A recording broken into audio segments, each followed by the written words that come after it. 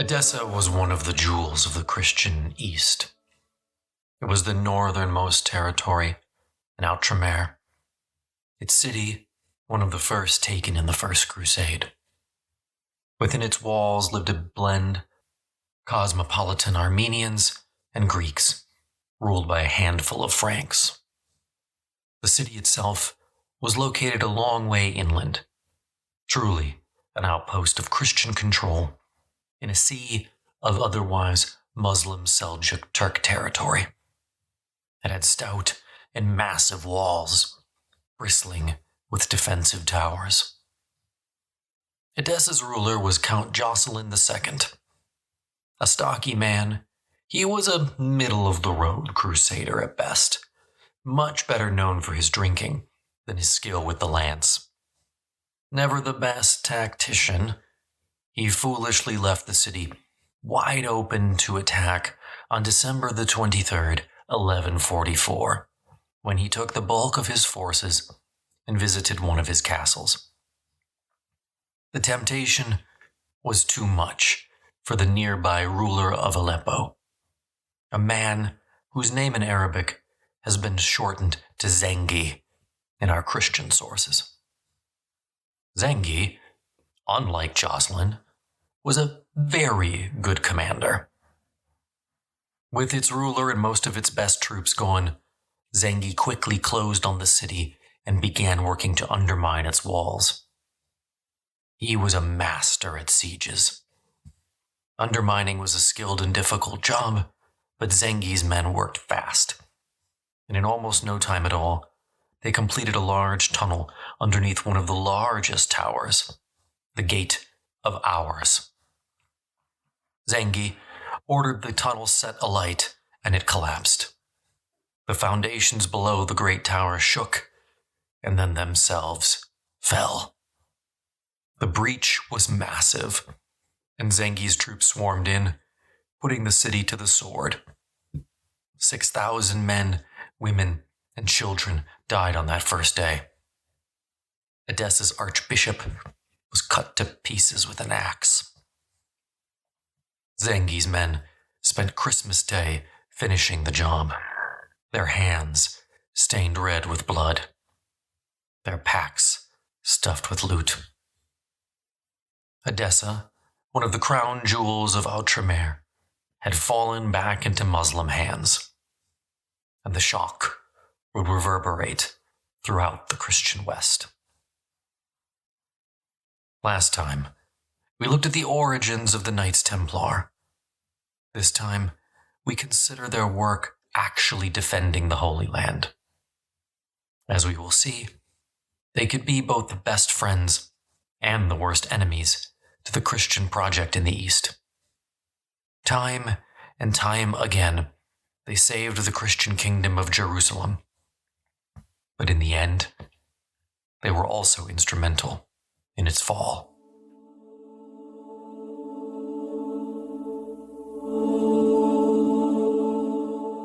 In 1174, the Templar house in Paris remained under construction. In time, it would become one of the most impressive urban fortresses in the West. In 1174, however, men were still working to drain the marshes around the Seine to make it habitable. Still, Paris, for the moment, was the heart of a building Second Crusade, and the Templars intended to play a major part in its operation. At the center of the project were the Pope, Eugenius III, and the French king, Louis VII. Eugene invoked Crusade. Louis, whose piety was renowned, agreed to fight it. The First Crusade, as spectacular as it had been, had not featured a king. This time, there would be not one but two heads of state. Both Louis VII and Conrad III, King of the Germans, would take part. It had taken 3 years, but in the weeks following Easter 1147, the Second Crusade was finally ready to roll. Unfortunately, the Second Crusade proved to be even less disciplined than the first on the march. In reality, it seemed that Louis did not lead an army. He led an incompetent rabble. Frankly, without the Knights Templar, he never would have even made it to Syria. Both Louis and Conrad decided to follow the same route as the First Crusade. They marched overland, through the Balkans, past Constantinople, and then through Seljuk territory to Odessa. The English and Flanders contingents, on the other hand, planned to sail to Outremer. This is actually where one such contingent stopped on the way and helped the Portuguese to take Lisbon from the Moors. Now, in an attempt to lessen tensions as they marched, Louis and Conrad agreed to depart separately.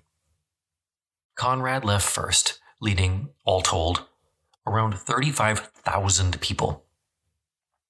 Feeding this massive amount of humanity, given the constraints of medieval logistics, was an impossibility. Quickly, the Crusader army became resented at almost every turn, and fights became endemic. By the time the Crusader force reached Constantinople, it had become clear that neither the Byzantines nor their emperor wanted it there. 50 years before, when the Crusaders reached Constantinople, they came after a plea from Emperor Alexius Comnenus. Not so much this time.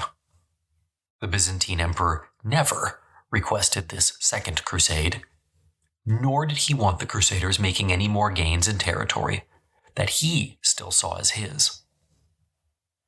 Frustrated, the Byzantines sought to ferry the Crusaders across the Bosphorus as quickly as decorum would permit. The Germans did cross the Bosphorus in mid-October, but then they divided their forces into two columns, were set upon by Seljuk horsemen, and forced to beat a quick retreat back to the Byzantine capital. King Conrad was badly injured in one of the attacks and limped back to Constantinople to wait for King Louis. The French received a better welcome, mostly thanks to the effort of the Templar master in France, who rode ahead on a diplomatic mission. Still, there remained mutual distrust on both sides. The Greeks saw the Franks as uncouth barbarians. The Franks saw the Greeks as effeminate weaklings, unable to do their own fighting. Louis knew well he could not expect to remain in Constantinople long. And Louis, just like Conrad, had found that maintaining order next to impossible over such a large and disparate force. Fairly quickly, they were going to wear out their welcome. The French left Constantinople in January of 1148. Their path was difficult, much of the terrain consisting only of varied mountain passes. And all along the route, Seljuk warriors waited for their chance. Finally, after several days, on January the 8th, they reached one of the most difficult passes around Mount Cadmus.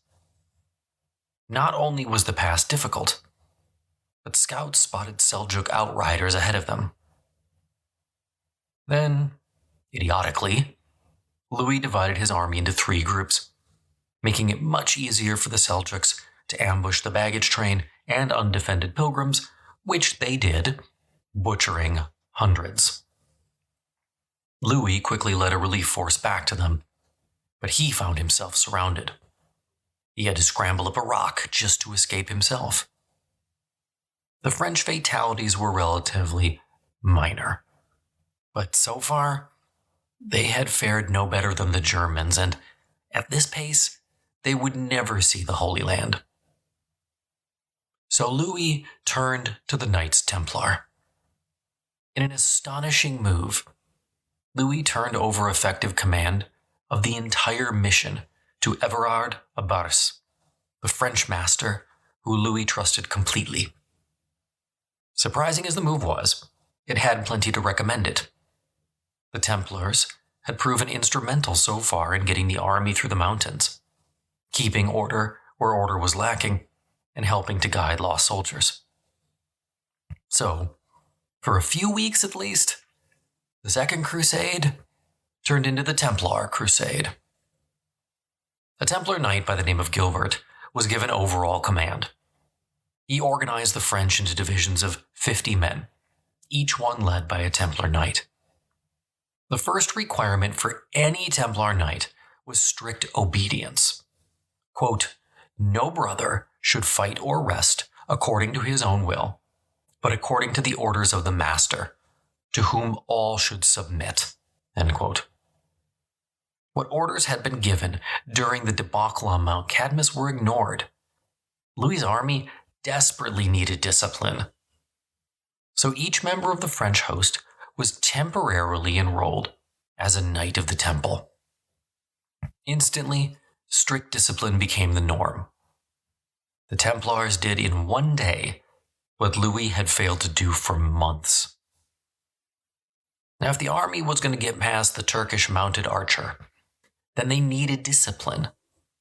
Mounted archers were deadly opponents who thrived on creating panic and disorder. But they were not invincible, and the Templars knew that. The key was to maintain discipline, as one Templar recalled. Quote, "Our men were commanded to endure the attacks of the enemies until they received an order, and to withdraw immediately when recalled. When they had learned this, they were also taught the order of the march, so that the person in front would not rush to the rear, and the guards on the flanks would not fall into disorder. Those whom nature or fortune had made foot soldiers were drawn up at the very rear in order to oppose the enemy's arrows with their bows." End quote. Nothing about this was a tactical innovation.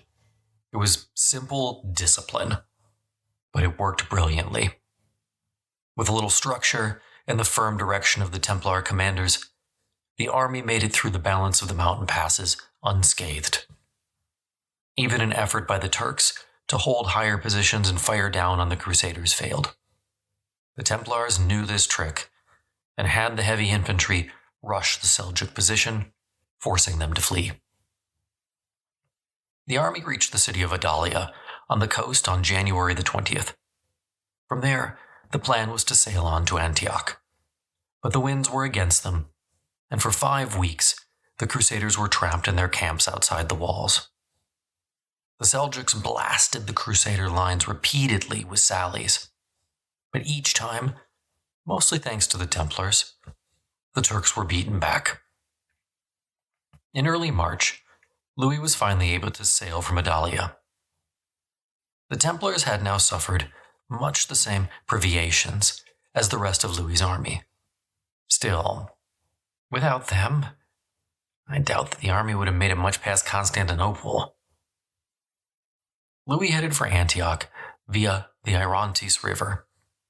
Sure, he had suffered significant military defeats, but his biggest problem now was that he was dead broke. Louis needed money if he had any chance of continuing the crusade. So, he turned to his trusted friend and Knight of the Temple, Everard of Baris. It was no secret that, despite their vows of poverty, the Knights Templar had grown rich over the decades. Now they'd be asked to perform the medieval equivalent of a Wall Street-style bailout. On May the 10th, 1148, Everard left Louis's side and traveled south to Acre to gather the necessary funds. The amount he came back with was truly staggering, amounting to 1/2 or more the total annual revenue of the French crown. Some came directly from the Templar coffers, and they borrowed the rest, using their many properties as collateral. With funds in hand, the question was, what should their military target become? Here once more we see the tremendous influence of the Knights Templar. They suggested, and ultimately both Conrad and Louis agreed, that the proper course of military action was to attack and seize Damascus, one of the wealthiest Muslim cities of the Near East. Never mind that the goal was supposed to be liberating Odessa. Liberating Odessa would not help the Knights Templar. But if the Crusaders took Damascus, they could add another jewel to Outremer's crown.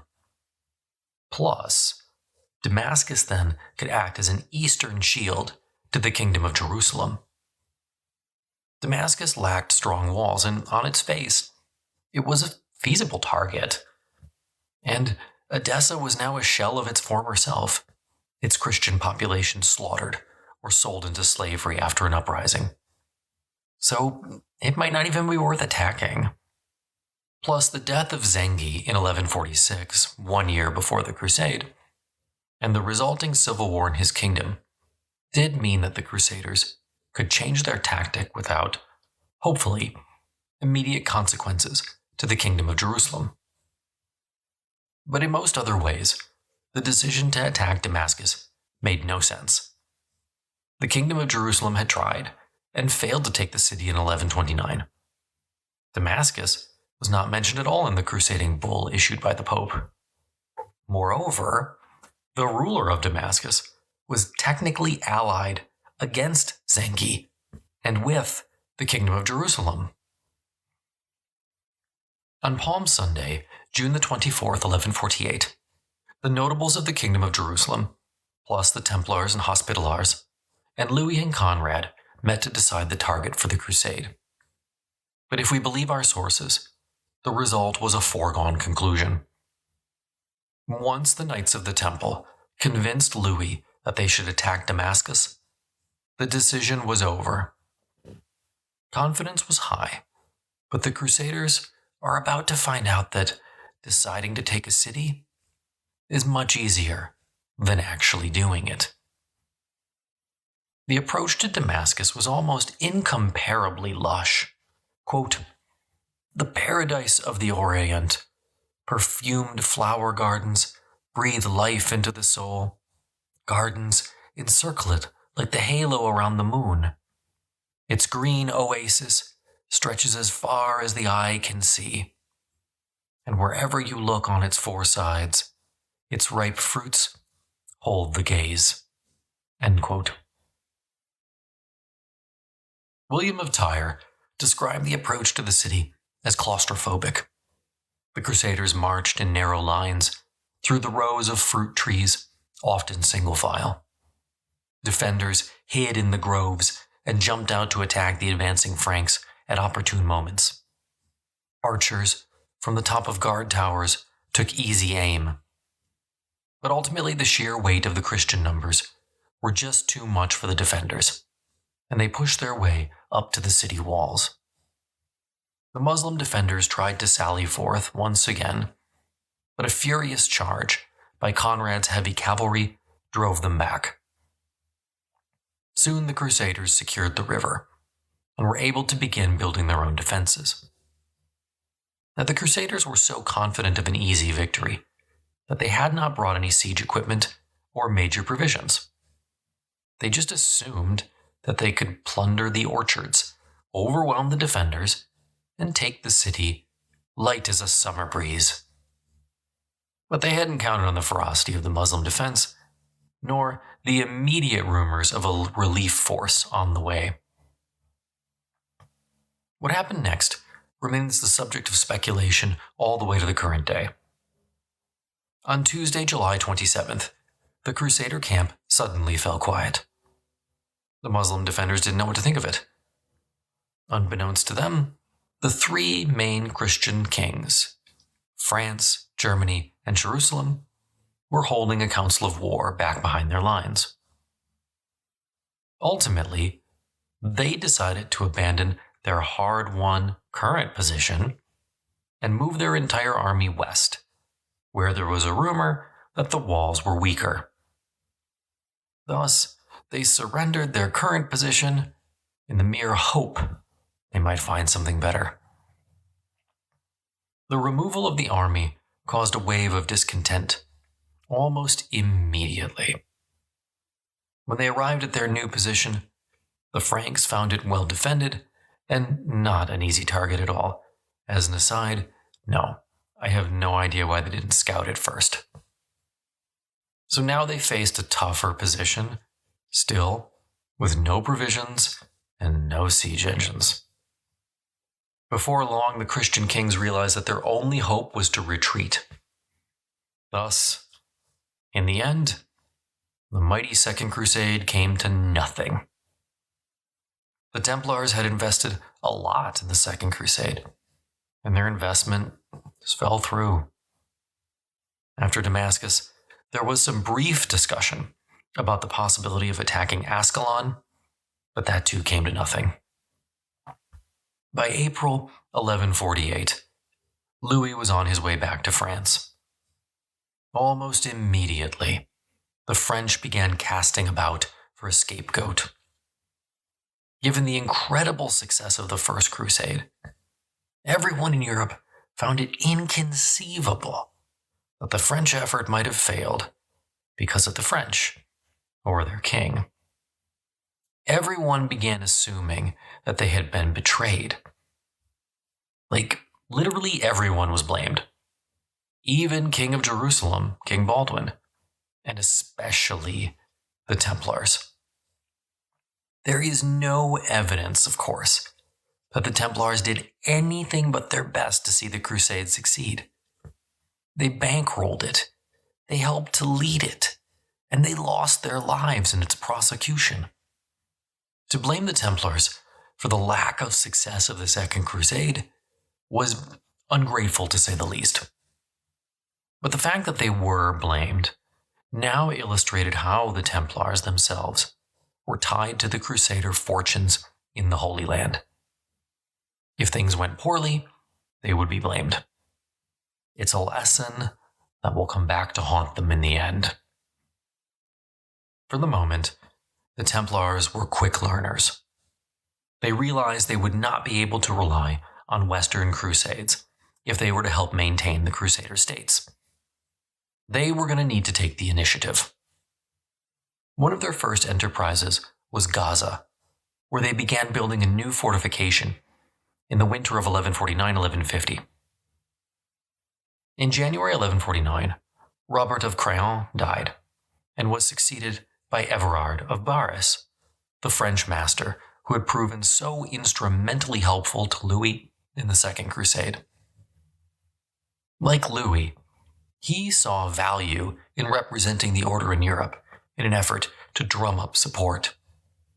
But he now realized that such support should be in the form of cash, not military support. Military support was fleeting. The Templars needed a concerted military strategy, and only they could provide that. But they still needed money. Everard returned to France in the spring of 1149, leaving the able knight Andrew of Montbard in charge.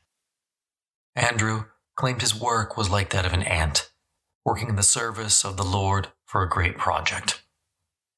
But for all his humility, he was a man of considerable military talent. He also knew the politics of the Latin East well, and diligently sent reports to Everard back in Paris. Sadly, what he had to report was not good. On June the 29th, Raymond of Antioch was defeated by Zengi's son Nur al-Din and beheaded on the battlefield. The Kingdom of Jerusalem quickly stepped in to stem further losses. Together with 120 Templar knights, the King of Jerusalem flew north to make sure Nur al-Din did not seize Antioch itself. They made it in time, but were immediately pinned down and wrote for aid. Quote, "We are writing to ask you to return to us in haste with no delay. You will never have a better reason for coming back, nor could your return ever be more welcome to God, more useful to our house and the land of Jerusalem. Many in our army are dead, which is why we need you to come to us with those brothers and sergeants you know to be fit for the task. No matter how quickly you come, we do not think you will find us alive. But come without delay. That is our wish, our message, and our request.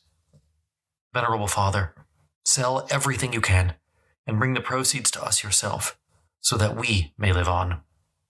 Farewell." End quote.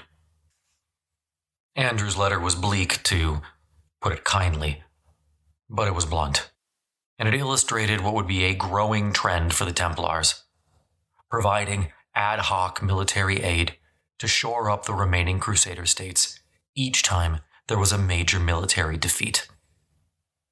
It was in that role that the Crusaders also began working on their most important task in Outremer, garrisoning the numerous fortresses and castles vital to the crusading project. And Gaza was a great example. The moment that the Templars garrisoned the new castle, they beat back a Fatimid attack with ease. The castle now served as the southernmost line of defense for the Kingdom of Jerusalem. In this case, the Templars knew their job, and they did it well. Not far from the new castle at Gaza lay the seaside town of Ascalon. If Gaza was the Christian forward base in Palestine, Ascalon played the same role for the Fatimids. Ascalon was a city surrounded by Christian strongholds, but it remained heavily fortified and loyal to the Fatimids in Egypt. If the Kingdom of Jerusalem could take Ascalon, it would further protect Jerusalem's southern flank. A march on Ascalon had been proposed but rejected during the Second Crusade. Not that Louis could have taken the city given his track record. But now, in late 1152, there was a growing sense in Outremer that the city could and should be taken. Thanks to the new fortress at Gaza, the only way the Fatimids could safely resupply Ascalon was by sea. This was a major weakness for the city because it lacked a protected harbor. Supply ships would need to be guarded by a convoy at all times, or they could simply be destroyed. By land, the Crusader States had encircled Ascalon with a ring of stone. Now it was time to finish the job. On January the 25th, 1153, a flag bearing the sign of the cross flew outside Ascalon's walls. It was a signal. Soon, Baldwin III, the 22-year-old king of Jerusalem, would arrive with his army. And with him rode a sizable delegation of Templar knights. Now the city was formidable, to be sure. Ascalon was built in a natural basin and boasted high walls protected by 4 fortified gatehouses. The largest of these, the Jerusalem Gate, was constructed with 2 high towers. Within the gate itself, potential attackers would need to wind their way through a bending passageway before reaching the final gate and actual entrance to the city, exposing themselves to attacks from above the entire way. Everard of Bars retired in April 1152 to live a quiet life of retirement alongside his friend, the aging Bernard of Clairvaux, who would die on August the 20th, 1153. So the Templars that camped outside the city walls of Ascalon were led by a new master, Bernard of Tremolay. Bernard was from Burgundy.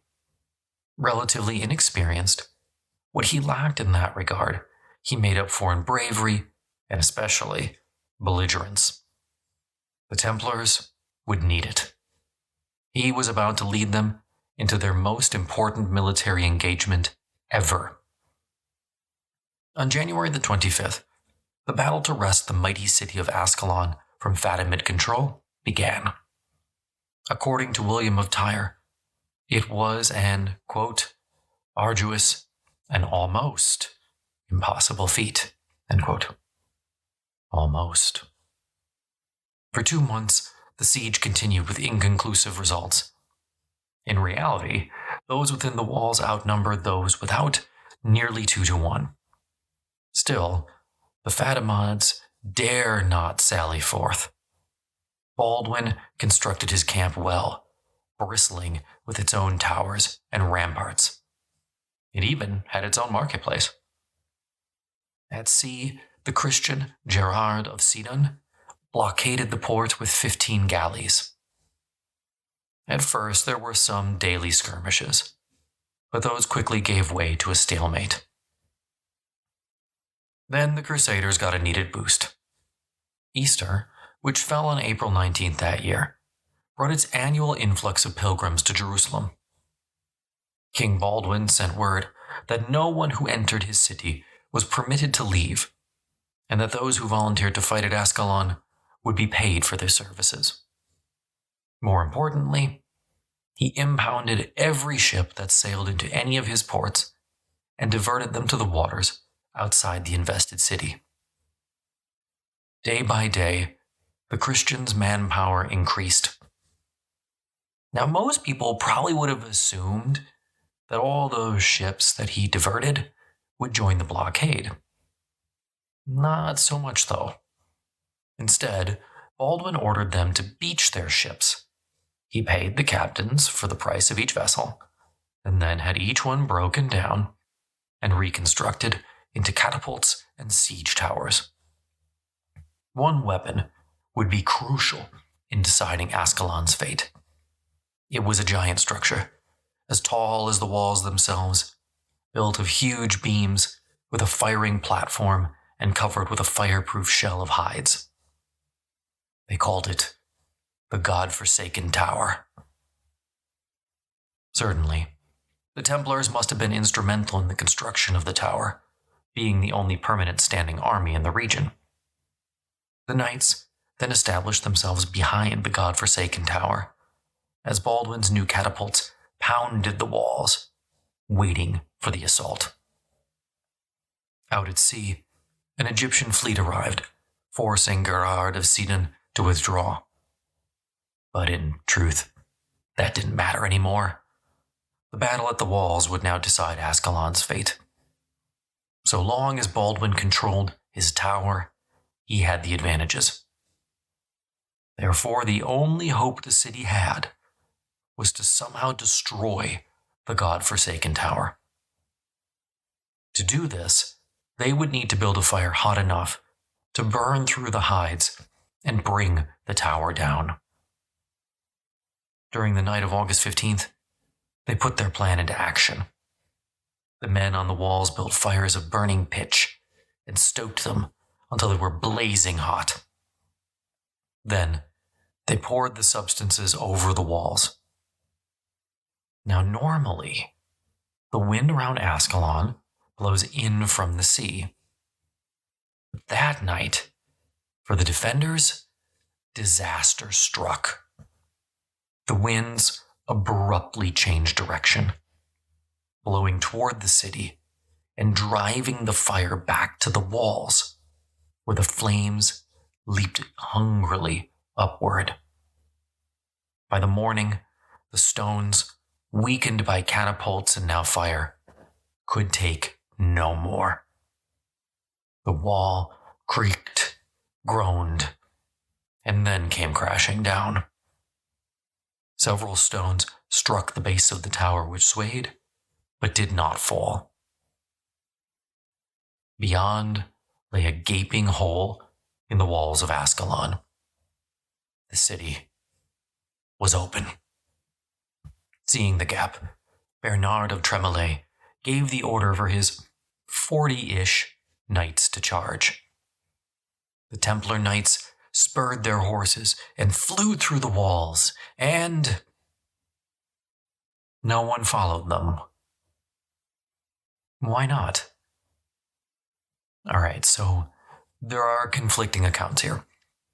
Some claim that Bernard gave the order that only the Templar knights should charge. Others say that the army was just too slow to respond.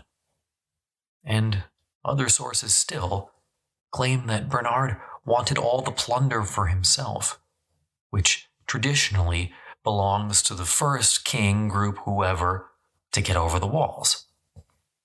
In either event, the citizens of Ascalon quickly threw rubble into the breach, trapping the Templars inside, where they were overwhelmed and massacred.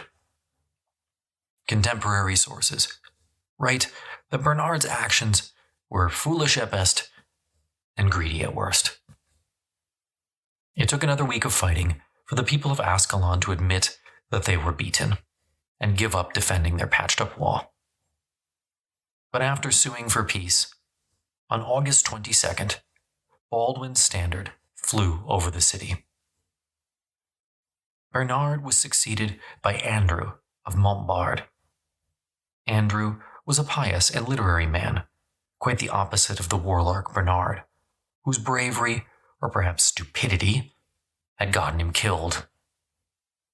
Andrew served for 2 years.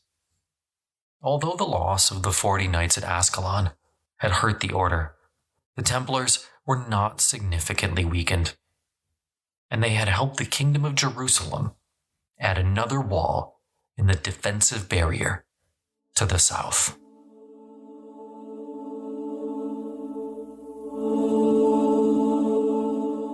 By the middle of the 1150s, the Templars had spread throughout Outremer.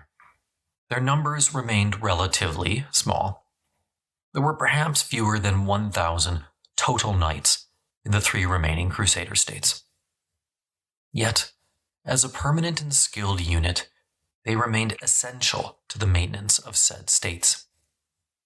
The center of Templar operations remained the temple complex in Jerusalem, which, by the middle of the 12th century, had become well and truly a Templar headquarters. One contemporary gives the following description.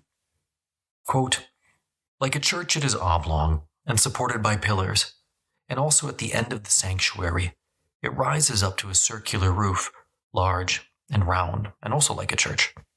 This and its neighboring buildings have come into the possession of the Templar soldiers. They are garrisoned in these and other buildings belonging to them, and with stores of arms, clothing, and food, they are always ready to guard the province and defend it. Below them, they have stables once erected by King Solomon. They are next to the palace, and their structure is remarkably complex. A single shot from a crossbow would hardly reach from one end of this building to the other, either in length or breadth. Above them, the area is full of houses, dwellings, and outbuildings for every kind of purpose, and it's full of walking places, lawns, council chambers, porches, consistories, and supplies of water in splendid cisterns. Below, it is equally full of washrooms, stores, grain rooms, stores for wood, and other kinds of domestic stores. On the west, the Templars have built a new house, whose height, length, and breadth, and in all cellars and refectories, staircase and roof, are far beyond the custom of this land. Indeed, its roof is so high that if I were to mention how high it is, those who listen would hardly believe me. They, too, have been founded on the edge of this outer court, a new church of magnificent size and workmanship." End quote. The Templars were already becoming renowned, not only for their martial prowess, but their wealth as well. The same source tells us, quote, "It is not easy for anyone to know how much power and riches the Templars have, for almost all the cities and villages, which were once frequent in Judea and had been destroyed by the Romans, they and the Hospitallars have captured, and they have built castles everywhere and garrisoned them with soldiers. This is in addition to the great many properties they are known to possess in lands abroad." End quote.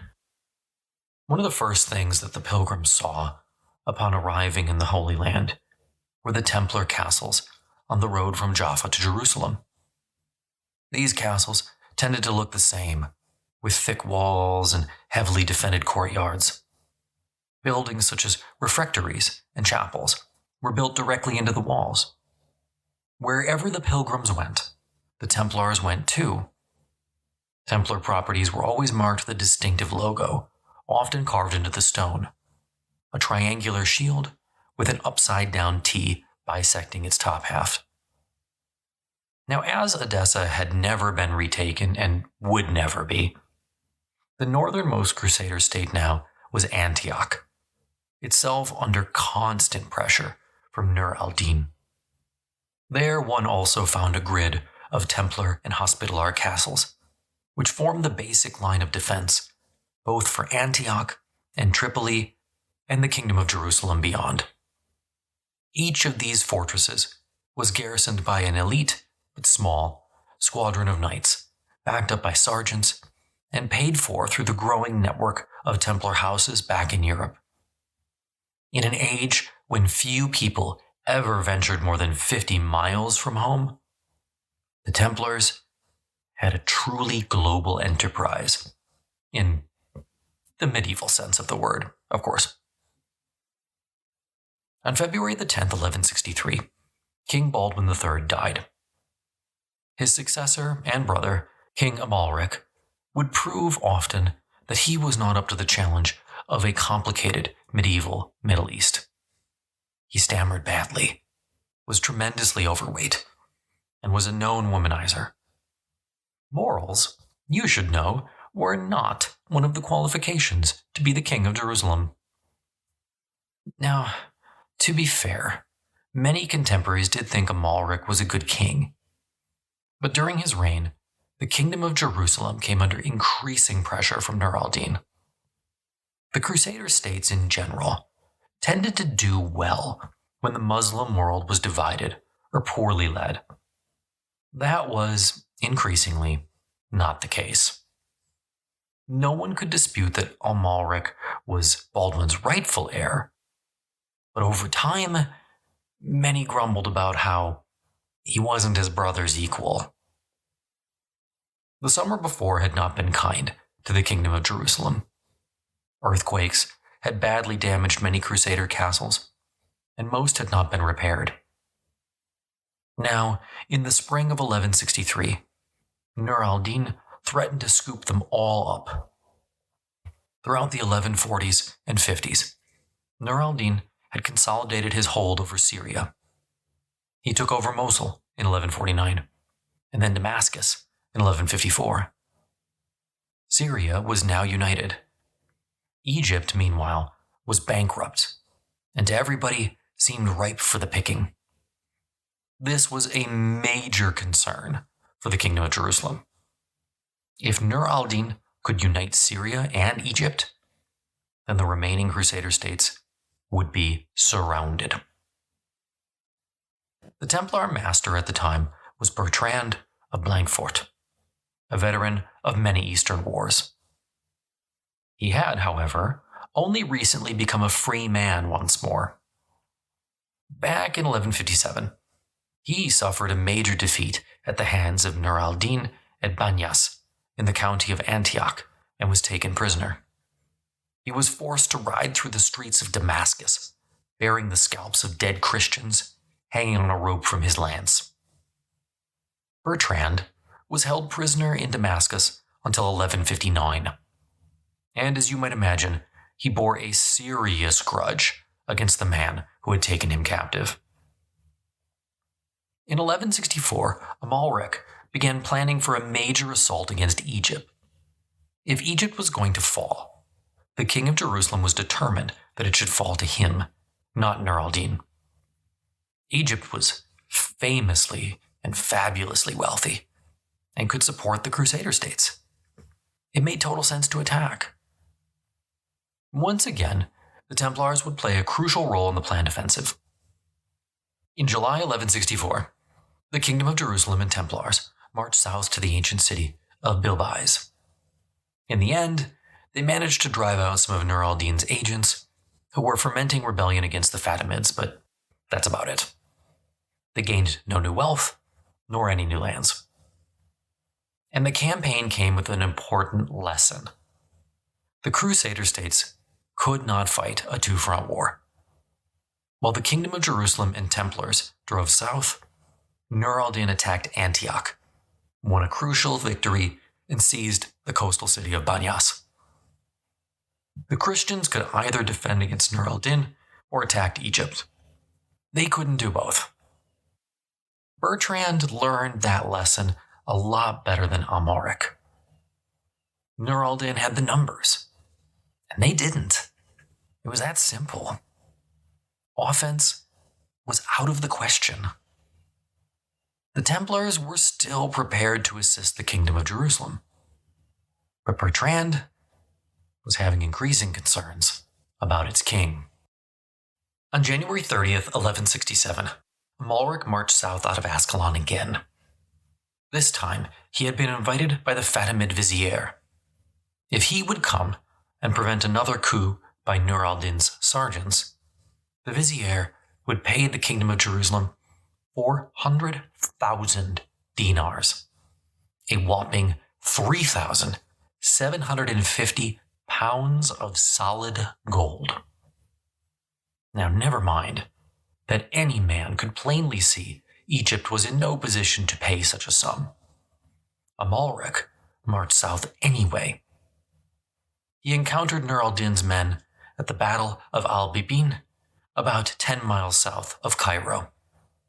The battle was a bloody and confused affair, with both sides taking heavy casualties. From there, Amalric besieged Alexandria. Ultimately, Nur al-Din's men agreed to leave Egypt, and that there would be a permanent Christian garrison in Alexandria. While this seemed like a favorable outcome, there was trouble brewing. When Christian envoys attempted to collect the 400,000 dinar payment, they were sent packing. Now, certainly, Bertrand was not at all surprised by this. Amalric seems to have been, which suggests he is the type of guy you'd love to sell some prime oceanfront property to in the middle of the Australian outback. Doubling down on his gullibility, Amalric launched another invasion of Egypt in 1168. He sacked Bilibez before settling down outside Cairo and waiting for his payment. Soon, the vizier sent word that if he would only retreat, the vizier would send even more money, a preposterous 2 million dinars. Surely, had Bertrand been there, he would have cautioned the king that this was not an honest offer. But he wasn't there. After what I can only imagine was some serious soul-searching, Bernard and the Templars had decided not to join this quixotic search for gold in the desert. As Amalric packed up, the vizier reached out to Nur al-Din and suggested a truce between the two of them. They could attack the greedy Franks together. Now, this was literally the last thing that the Kingdom of Jerusalem wanted to happen. And they didn't need to wait long for their nightmares to come true. Nur al-Din's emissary asked the vizier to meet him and discuss how to formalize their agreement. The Egyptian vizier happily showed up, at which time Nur al-Din's men separated his head from his body. The emissary then promptly marched to Cairo and pronounced himself the new vizier. And just like that, 250 years of Fatimid control in Egypt came to an end. And just like that, the Templar nightmare of being surrounded by Nur al-Din came true. But Nur al-Din would not be the man to bring the Kingdom of Jerusalem to its knees. A new leader was about to arise, more dangerous than Nur al-Din, and no less ferocious than Zengi. To the Christians, he was, quote, the rod of the Lord's fury, sent to rage and exterminate the obstinate people, end quote. You probably know him better as Saladin.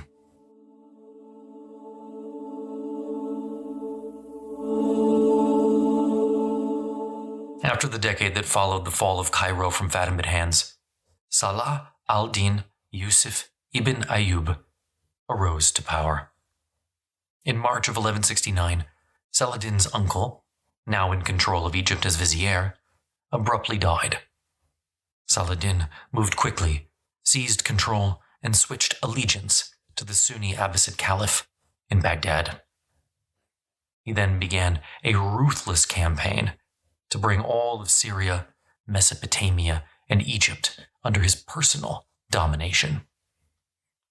Between 1169 and 1177, Saladin expanded his power out of Egypt, becoming the most important threat to other Muslim rulers in Aleppo, Damascus, and Mosul. Saladin's ambitions earned him many enemies, not the least of which was Nur al-Din himself. And so it was when Nur al-Din died in 1174. Saladin immediately stepped into his shoes. In the late 1170s, he continued to press his advantage against Nur al-Din's remaining family members, taking Aleppo in 1182. By the start of the 1180s, Saladin was the unquestioned leader of the Muslim Near East. And Saladin was very clever about his image, always careful to portray himself as the opponent of the Franks, the leader of Islam, the man who would return Jerusalem to the Muslim fold. Muslim writers heaped praise on Saladin as a result of this purported jihad. But as of the early 1180s, nothing had come to pass. Following Saladin's seizure of power in Egypt, in 1168, Bertrand died. The order voted to replace him with Philip of Nablus, a man who they hoped could restore good relations between the order and the Kingdom of Jerusalem. While the strategy worked to some extent, and the Templars did accompany Amalric on another fruitless invasion of Egypt, by the following year, 1171, Philip was now dead, and he was succeeded by Odo of Jerusalem. His election was another effort to put someone into power who would be more supportive of King Amalric. This time, the strategy was much less successful. Odo proved to be a proud man who valued independence of his order above all else. The first crisis of Odo's tenure was a rising sect of Shiites called the Assassins, so named because of their fondness for hashish. The Assassins were a feared sect who controlled several important castles in Syria. No one knows exactly how many. Quote, "If there happens to be a prince who has incurred the hatred or distrust of this people," the Assassins, "the chief places a dagger in the hand of one or several of his followers. Those thus designated hasten away at once, regardless of the consequences of the deed or the probability of personal escape." End quote. A year later, a German chronicler echoed these concerns. Quote, "The Assassins, and their chief, the Old Man of the Mountain, had the custom of casting knives against the Christians to cut off the lives of those who care for the business of Christianity." End quote. In reality, however, the Assassins were always much more concerned with their fellow Muslims than Outremer. The Assassins and the Templars were neighbors, and they knew each other quite well. The large Templar castle at Tortosa was very close to several Assassin strongholds. The Assassins did not frequently target the Templars, despite their proximity. In fact, they paid the Knights of the Temple around 2,000 gold pieces per year, just to be left alone. The controversy that arose concerning the Assassins actually had nothing to do with the Templars at first. The Assassins sent an emissary to the Kingdom of Jerusalem, and Amalric had granted the man safe passage through his lands. Templars ignored this and killed the emissary.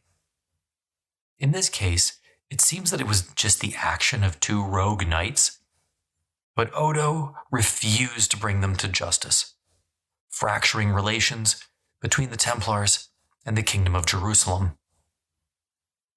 To an extent, as a result of this, back in Europe at the Third Lateran Council of 1179, there was finally some push to rein in the Knights Templar and Hospitaller. But there was a major problem with the idea of pulling these two military orders to heel right now. And that problem, Saladin. As the Muslim leader began to get more and more aggressive, it became increasingly clear how essential the orders were to the defense of Outremer. Ultimately, the council put the security of the Crusader States ahead of a political desire to bring the Knights of the Temple down a peg or two. Ultimately, they left the Templars alone. The first real showdown between the Kingdom of Jerusalem and Saladin came at the Battle of Mount Gizard. In 1174, King Amalric died suddenly of dysentery. His death weakened the Kingdom of Jerusalem at a crucial juncture. Sure, Amalric had not been a great king, but his son was only 13 years old, and, worse yet, he was suffering from leprosy. In the Middle Ages, leprosy was a death sentence. There was no cure, and all anyone could do was wait for the bacteria to consume enough of the boy's body for him to suffer a final and excruciating death.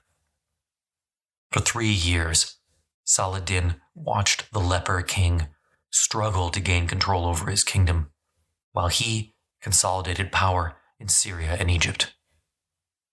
By late summer 1177, he was ready to test Baldwin IV's strength. He marched deep into Crusader territory, begging Baldwin to do something about it. Obviously, the leper king was in no position to lead a response, so he entrusted his army to several key Christian lords, including the bellicose Raymond of Antioch. In November of 1177, Raymond recruited Odo and 80 Templar knights and sallied out of Gaza to meet Saladin's much, much larger army. Now, the sight of the Templars riding into battle was always a formidable one. Their discipline was why. The knights rode behind their piebald flag with perfect precision, each man bound to follow his military superior. Each knight was forbidden to even load baggage or saddle a horse without an express order from a marshal. During combat, breaking ranks was expressly forbidden for any reason other than to help a brother whose life was in jeopardy. The brothers rode wordlessly into battle until they blew a single blast from a single trumpet. Then together, their horses' hooves pounding the ground, they sang Psalm 115. Not to us, Lord, not to us, but to your name be the glory, because of your love and faithfulness. To scatter in the face of danger was considered a disgrace. Even a brother maimed to the point of death was not allowed to flee the field. The Spartan-like willingness to fight to the last man is what made the Templars so feared. And eventually, it was also what would doom them. Saladin's army was so much larger than the paltry force sent to meet it, he hardly expected any resistance. So he allowed his forces to fan out. The Christians came upon a portion of Saladin's army at the perfect moment, as Saladin's troops were transitioning from camping to marching. The Franks were heavily outnumbered, but they launched their signature move, the heavy cavalry charge. And as you might expect, the Templars were the tip of the spear. The charge worked as they hoped, and Saladin's men scattered in confusion. Saladin surrounded himself with his personal bodyguard and had to fight his way to safety and back to Egypt in humiliation. There's a fascinating historical what-if here, by the way. What if Saladin had died that day? Perhaps the rest of the story would have changed. Regardless, he got away. And he would never forget the humiliation. And, unfortunately, the Templars and Crusaders would never forget that they had won against overwhelming odds, leading them to react with deadly hubris in the future. Still, this moment at least was one of triumph. The Latins, and especially the Knights Templar, had pushed back Saladin's first real probe into Christian territory. Sadly, the Battle of Mount Gizard would prove to be the final Crusader high tide. Meanwhile, the Kingdom of Jerusalem was hard at work building a new castle at Jacob's Ford, a location beyond the River Jordan by Lake Tiberias. Since October 1178, the Christians had been working hard at fortifying it. By April 1179, the fortress was nearly done, and King Baldwin handed it over to the Knights Templar, who would be in charge of defending it. Saladin, however, was watching, and he realized just how damaging this fortress might be to his intentions. Around early May 1179, he offered 60,000 dinars for the fortress to be demolished peacefully. The Templars, as expected, rejected the offer. So Saladin sallied forth again on May the 27th and prepared to put this new castle to the test. This was an exploratory mission, and after probing the fortress's defense, Saladin withdrew. But he would not stay gone long. Meanwhile, back in Jerusalem, Baldwin was hastily putting together a relief force, recognizing Saladin's intentions. On June 9th, 1179, he neared the location with his cavalry, having split from his infantry to save time. Odo, the master of the Knights Templar, led one of the cavalry divisions. Just like before, he came upon a unit of Saladin's advance guard. Just like last time, he led an impetuous charge, believing that the result would be the same. But this was not like last time. Saladin's forces quickly converged and massacred the Christians. Odo was taken prisoner. According to one source, quote, within the year he died captive in a squalid prison, mourned by no one, end quote. By summer 1179, Saladin was ready to ramp up the pressure on the Crusader States, this time targeting the coastal town of Banyas, which had swapped hands back and forth several times over the preceding century, but right now was under Crusader control. On August the 24th, 1179, Saladin reached the city. He planned to strike quickly, recognizing that reinforcements from the Kingdom of Jerusalem were certain to arrive soon. He launched an attack against a fortified gatehouse, which was successful, but the garrison, almost entirely Templar knights, pulled back into their inner castle. Saladin's miners worked for 48 hours, digging a tunnel under the fortress's single great tower. Then, he set the wooden supports in the tunnel ablaze. And nothing happened.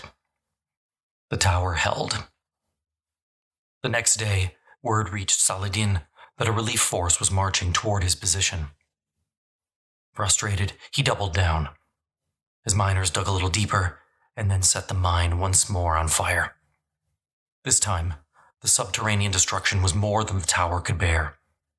A section of the wall collapsed, while Baldwin's cavalry was only a few hours' ride away. Saladin's men rushed in, capturing the most important Christians within and slaughtering the rest.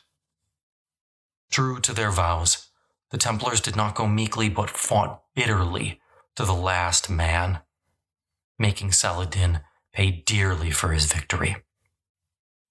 One Muslim account of the final battle reads as follows.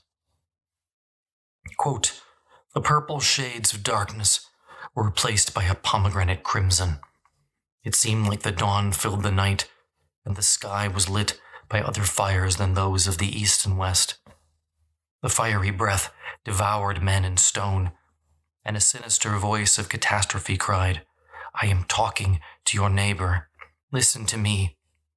The infidels cried, truly, it is a terrible thing. End quote. The same man describes the death of the Templar commander as follows. Quote, the prince who commanded the place witnessed its destruction and the disasters befalling his friends and companions. When the flames arrived at his side, he threw himself into a hole full of fire without fearing the flames. In burning, he was soon thrown into the other furnace, hell.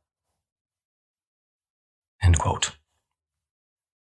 The Templars might be able to make Saladin pay for his victories, but he was winning victories, and there seemed nothing they could do to slow his progress.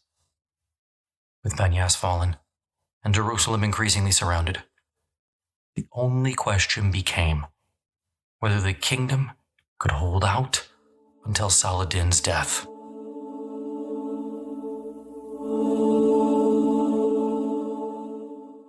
In the spring of 1180, Saladin agreed to a 2-year truce with the Crusader States. This was not an act of mercy. He planned to consolidate his power in Aleppo and Mosul before finishing the job. Still, the Franks took the opportunity to deal with another impending disaster: the rapidly declining health of King Baldwin IV, the Leper King. The Crusader States began by doing what they always did in times of crisis: beg the West for aid. In 1180, a delegation traveled to Rome to ask Pope Alexander III to declare a new crusade. Pope Alexander, for his part, saw the need and worked to declare the Third Crusade, lobbying the 2 greatest kings of the day, Henry II of England and Philip of France, to support the cause.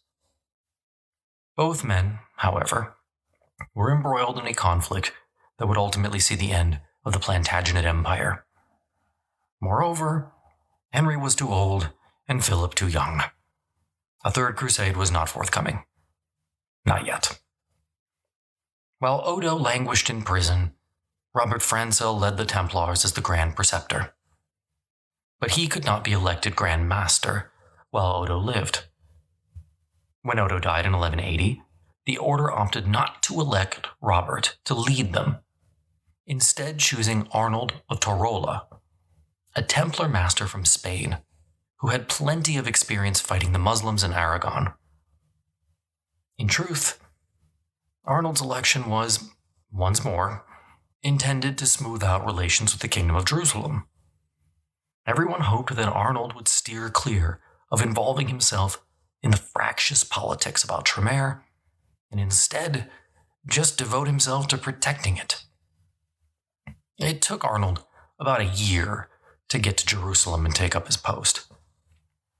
In the meantime, as soon as the 2-year truce with Saladin expired, both sides commenced minor operations in 2 key theaters: the caravan roads between Damascus and Egypt, and a disputed zone in southern Galilee. This was new for Saladin. In the early years of his rule, he focused almost exclusively on bringing his Muslim counterparts to heel. Now he focused entirely on the Christians. Immediately in the summer of 1182, he menaced Galilee and drove hard against the city of Beirut. On another occasion, he was thwarted by a large Latin army led by Guy of Lusignan. Guy had married Baldwin's sister, Sibylla, and together they were wielding an increasingly large influence over the Kingdom of Jerusalem. Guy used clever tactics against Saladin. Refusing to fight, he drew out the general's army until Saladin could no longer supply it and was forced to withdraw. Those were the tactics that the Kingdom of Jerusalem needed to use. But they drew accusations of cowardice upon Guy nonetheless. King Baldwin was now reaching the final stages of leprosy. The disease had rendered him childless, so the choice would have to be made between several competing factions. One option was another Baldwin, the son of Sibylla and her first husband. Officially, the younger Baldwin was sworn in as the Leper King's successor in 1182.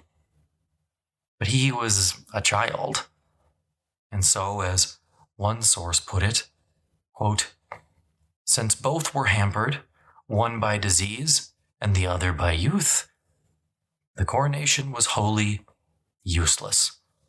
End quote. In fact, this succession solution did nothing but increase already existing tensions. There were two sides to a brewing civil conflict. One featured Guy and Sibylla, and the other Raymond of Tripoli. Raymond and Guy absolutely hated each other. So it wasn't a great move when, in May of 1185, Baldwin IV, bedridden and blind, died, and Raymond was named Baldwin V's regent. This was a decision almost certain to engender further animosity. Realizing that this situation was a disaster, you've got Saladin, one of the greatest medieval generals, on one side, and a child king on the other, Arnold of Tyrola once more went west.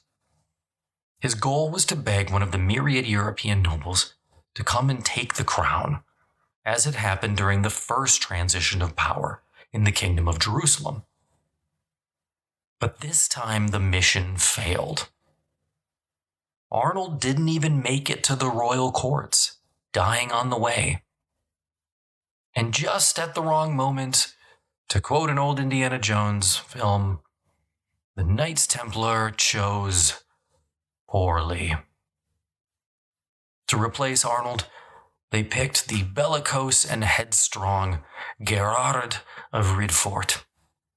About to fight a battle they could not possibly win without patient, clever tactics, the Knights Templar picked a warmonger. It would not end well.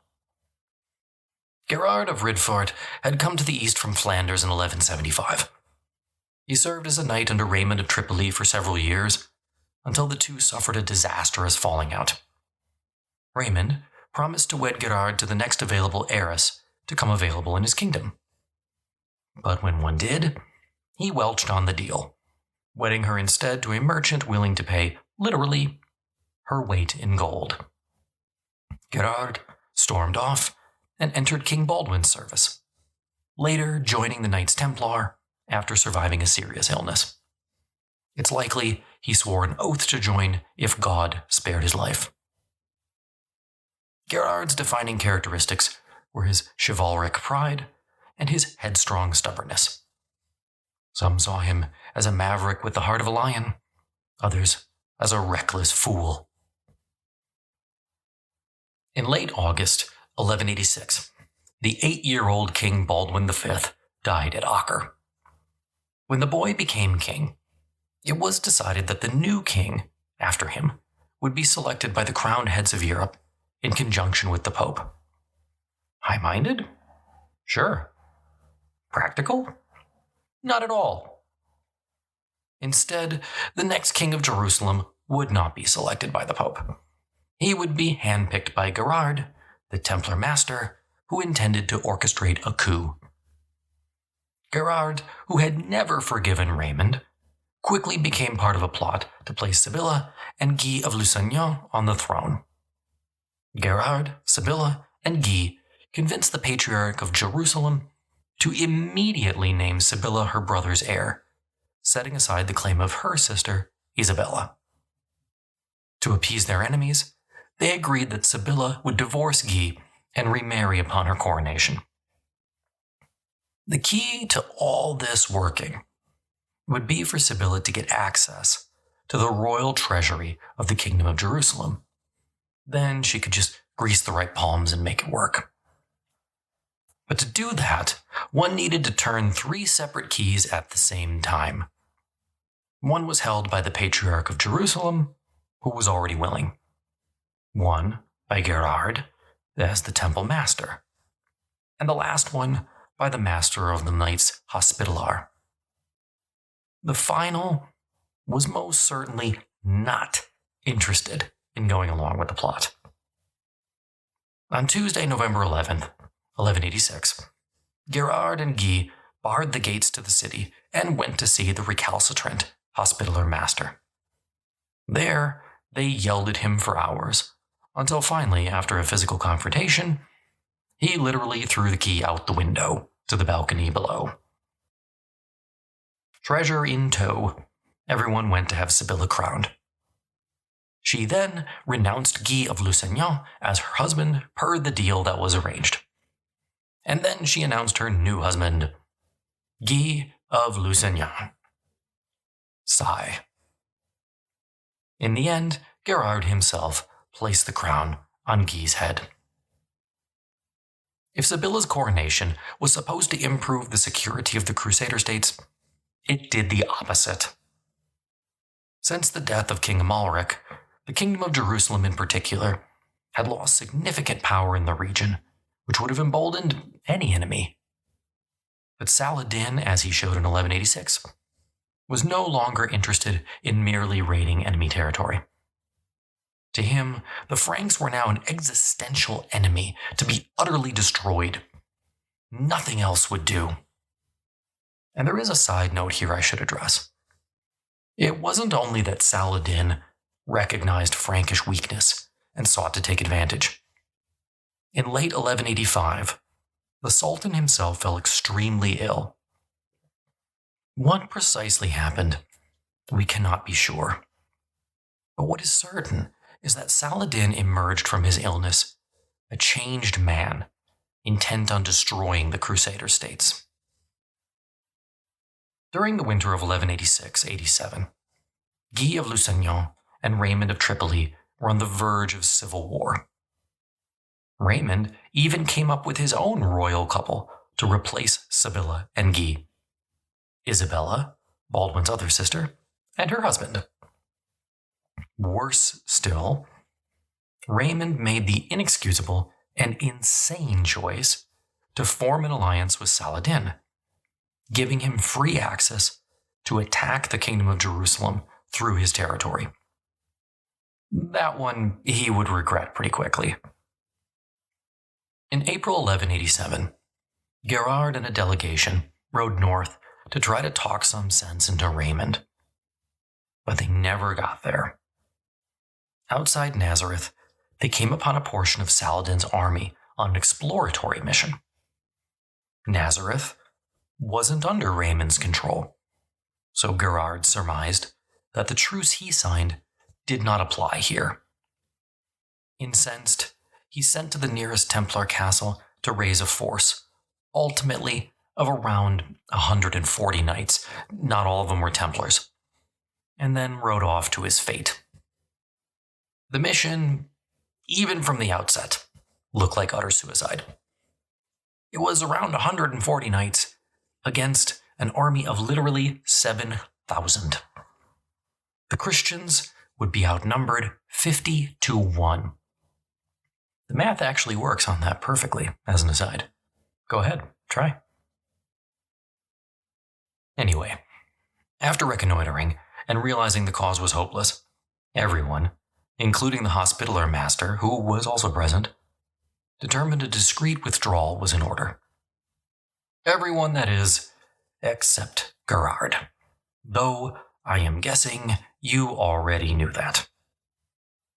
Even given the element of surprise, it was folly to expect an army that outnumbered to prevail. At these arguments, Gizard only sneered, insulting the Master Hospitaller and calling him and all the other men cowards. The Templar Knights, as I mentioned, had sworn from the moment they joined the order to follow orders no matter what. No matter what. So, when pressed, each man crossed himself and shouted together, quote, "Christ is our life, and death is our reward," end quote. And then they rode madly towards Saladin's 7,000 troops and their deaths. While the Battle of Cresson, as it would be known, would forever live on in Crusader lore, saintly legends quickly grew up about the men who fell there. The massacre was nearly total. 50 to 60 knights died in the shower of their own glory. The rest, including Gizard, were taken captive. Ironically, the master of the Hospitallers, who did not want to fight and only joined in the charge reluctantly, was captured and beheaded. Less than 2 months later, in June 1187, Saladin crossed the River Jordan at the head of an army of 30,000 men. This was no raid. It was the hammer blow, intended to once and for all snuff out the kingdom of Jerusalem. Guy of Lusignan had plenty of notice. He gathered his forces around him, the military orders, even Muslim mercenaries. All told, his force numbered around 20,000, around 1,200 of which were knights, and several hundred of those, Templars. Before the army marched the true cross, brought out for all armies of such size. Guy's inclination was to repeat his same tactics from years earlier, draw Saladin out, and then force his army into a position of his own choosing. Sure, Saladin's host was large, but it was hardly unified. If Guy could stall long enough, it might even fall apart. Such was the strategy Saladin was desperate to goad King Guy out of. And luckily for him, many of those around the king were arguing that, hey, now you can make up for your victorious cowardice from several years prior and meet the foe head on with zero planning and zero strategy. I mean, what could go wrong? On July the 2nd, 1187, Saladin attacked the city of Tiberias, overrunning the walls and forcing those who could to take shelter in the citadel. One such person trapped inside was Raymond of Tripoli's wife. For his part, Raymond set aside concern for his wife and urged Guy not to take the bait. It was better, he argued, to wait and not be lured into a trap. But Templar master Gizard, who Saladin had so generously let out of prison, and the new Hospitaller master argued the precise opposite. They needed to attack, and they needed to attack right now, just like they had at the Battle of Cressy. Yeah. Stuck between the choice of a bloodless but shameful victory and the roll of the dice that was the medieval pitched battle, King Guy chose the latter and walked straight into Saladin's trap. On the morning of July the 3rd, the army left Jerusalem and marched northwest. It was, quote, high summer and extremely hot, end quote. By noon, they stopped at the town of Turin, which had a fountain but was woefully inadequate for an army of 20,000 plus all its animals. Before the army lay an arid wasteland.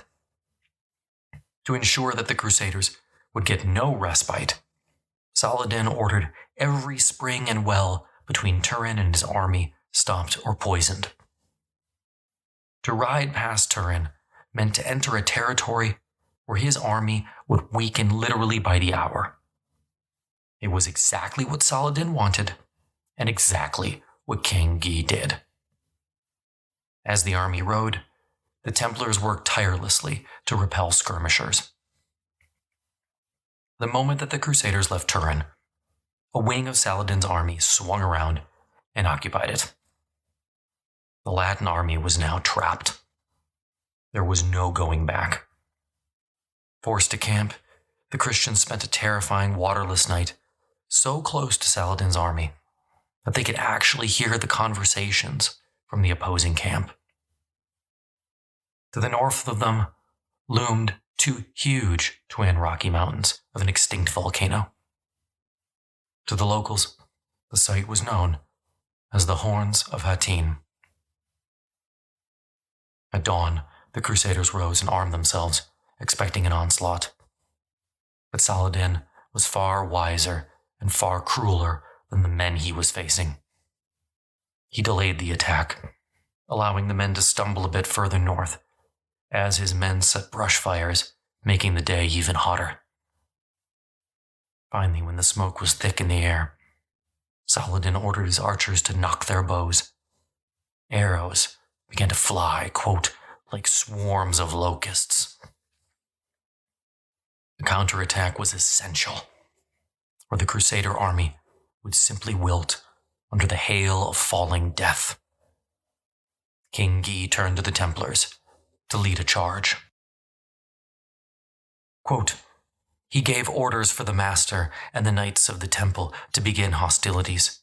Attacking like strong lions, the Knights of the Temple killed part of the enemy and caused the rest to retreat. End quote.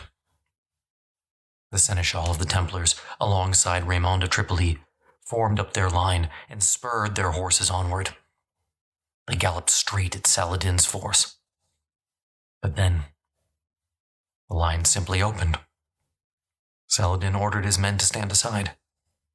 The Christians rode through harmlessly. The line closed back up, trapping the Seneschal plus Raymond on the other side.